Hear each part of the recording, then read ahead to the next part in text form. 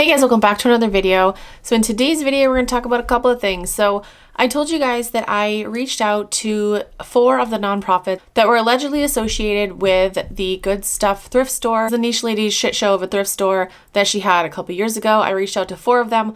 Only 1 has gotten back to me so far. I was going to hold off, give it a couple more days and wait till the other ones replied back to me and then make a video about it. But I'm just going to tell you guys what this one nonprofit said. And then when the others, if the others get back to me, I will let you guys know in a future video. So this is Ava's Avengers.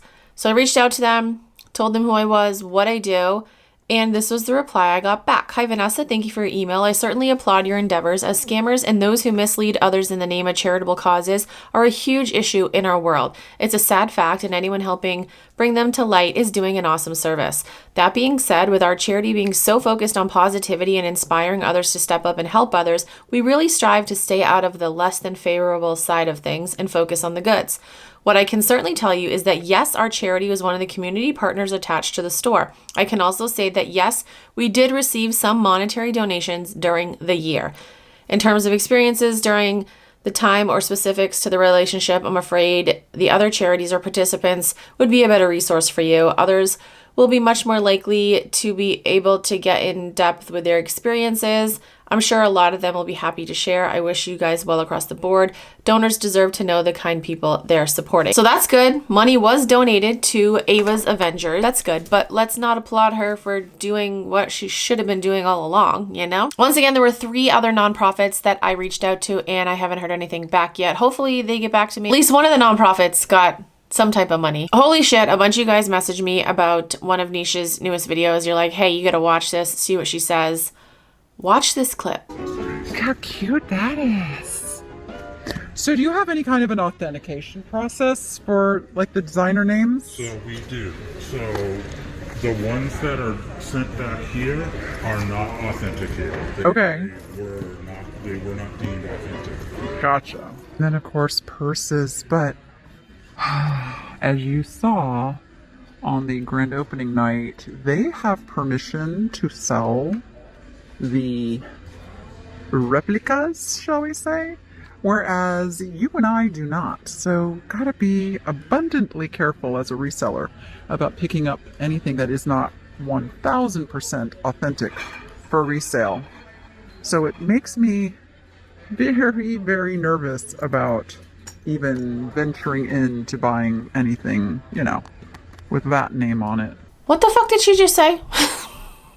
Did she say Goodwill has permission to sell replicas, aka counterfeits, because they have all the markings and everything. They're not replicas, they're counterfeits.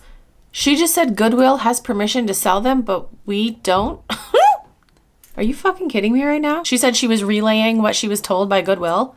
Whoever told her that needs to be fired, because that's not true. Like, that's not, no one is allowed to sell counterfeit items. Goodwill doesn't get a pass. Like, oh yeah, Goodwill can sell the counterfeit shit, but no one else. Like, that's fucking insane.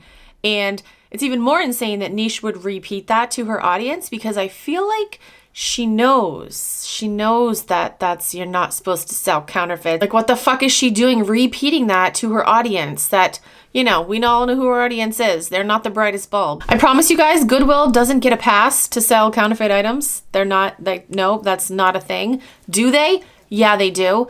How have they been getting away with it? Well, no one has cracked down on it, unfortunately. I feel like that's just yet another reason not to follow the niche lady, trust anything she says, because that is insane. Literally insane if Goodwill is telling people that they're allowed to sell counterfeits, but other people are not. And she said, oh, you saw in the opening night video, but in that clip, he didn't say that, oh, Goodwill is allowed to sell this stuff, but regular people can't.